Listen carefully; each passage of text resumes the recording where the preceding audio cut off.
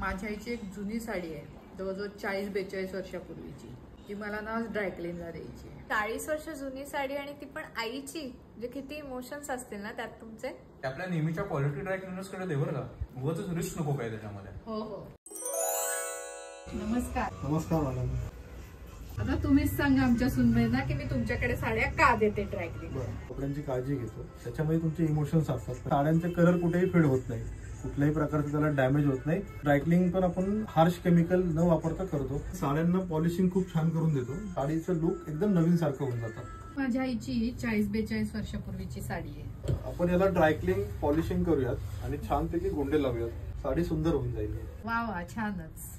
माझ्याकडे ना एक लेहंगा आहे पूर्ण नेट आणि मणीवरचा, तर त्याला आपण काय करू शकतो का? हो नक्कीच, आपण त्यालाही ड्रायक्लिंग करूयात छान, आणि पॉलिश केल्यानंतर त्याचा लुक बदलून जाईल पूर्णपणे आणि तुम्हाला आवडेल.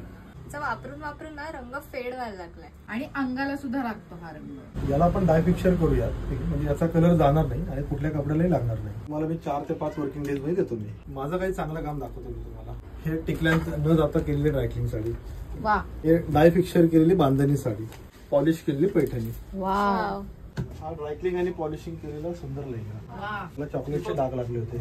कुणाला वाटेल का की याला चॉकलेटचे डाग लागले होते? हो ना, किती छान झाला आता.